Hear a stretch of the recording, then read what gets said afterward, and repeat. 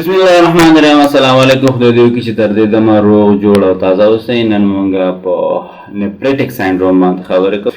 نیفریټک ساینډروم هم د ګلومیرولس د ډیمیج له کبله منځته راځي، خو دلته دغه ډیمیج به نسبتا نیفریټک ساینډروم ته ډېر وي. په دې وجه دلته به په ادرار کې آر بي سي لیدل کېږي. دغه آر بي سي به مایکروسکوپیک هیمچوریا، ماکروسکوپیک هیمچوریا، په پروټین یوریا او سټیرایل پایوریا هایپرټنشن به موجود وي. سټیرایل پایوریا مطلب آر بي سي به په یوریا کې موجود وي، خو د انفیکشن موجودیت به نه وي.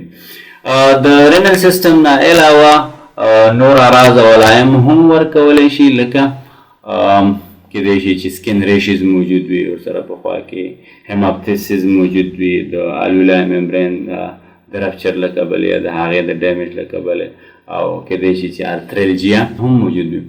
دغه نیفریټک ساینډروم اسباب ډېر دي چې موږ په کټګوریو کې کیدای شي چې د آټو امیون ناروغیو له کبله منځته راشي، یا د هیریډیټي ناروغیو له کبله منځته راشي، انفیکشس یا انتاناتو له کبله هم کیدای شي په وجود کې به زیکنتان وي منځته راشي. که موږ د ګلومیرول دغه ډایګرام لږ واضح جوړ کړو، اندوتیلیل سیل او بیسمنټ ممبرین او پوډوسایټس دي. دلته د اندوتیلیل سیل حجراتو ډیمیج ډېر زیات موجود وي. د دغې ډیمیج له کبله آر بي سي دې څخه او د بیسمنټ ممبرین څخه تېرېږي، نو هیمچوریا منځته راوړي. دغه آر بي سي کیدای شي چې د یو بل سره یوځای شي او آر بي سي کاسټ منځته راوړي. دغه آر بي سي کاسټ بیا په ادرار کې لیدل کېږي. دغه آر بي سي چې دلته لیدل کېږي په ادرار کې، دغه ډیسمورفیک وي او اکانتوسایټ په نوم باندې یادېږي. اکانتوسایټ بل د پوډوسایټ حجراتو د ډیمیج له کبله هر وخت په ادرار کې پروټین یوریا لیدل کېږي، خو نسبتا نیفریټک ساینډروم ته پروټین یوریا دلته کمه وي. پروټین یوریا د 3.5 ګرام پر ډے څخه کم وي. دغه ډبلیو بي سي هم دلته مایګریټ کېږي او بیا په ادرار کې لیدل کېږي چې دې ته موږ وویل سټیرایل پایوریا وایي. انفلمیشن له کبله جي اف آر کمیږي، ځکه چې ګلومیرول ته د پلازما راتګ کمیږي، او دا بیا اولیګویوریا په بیس کې اکیوټ کډني انجري منځته راځي.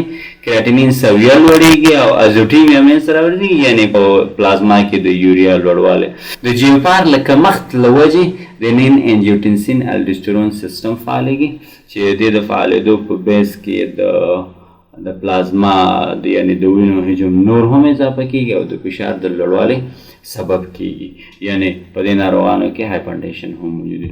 یو خبر دلته باید موږ واضح کړو، جي اف آر ځکه کمیږي چې ګلومیرولای په انفیکشن باندې اخته وي، یعنې ګلومیرولو نیفرایټس موجود وي. د ګلومیرولو نیفرایټس له وجې ګلومیرولای ته د پلازما راتګ یعنې بلډ فلو دلته کمي. کله بلډ فلو چې کمه شوله نو بیا جي اف آر کمیږي، او د جي اف آر د کمښت په بیس کې بیا رینین انجیوټنسین الډوسترون سیستم فعالېږي، او د دې فعالېدو په بیس کې بیا هایپرټنشن منځته راځي.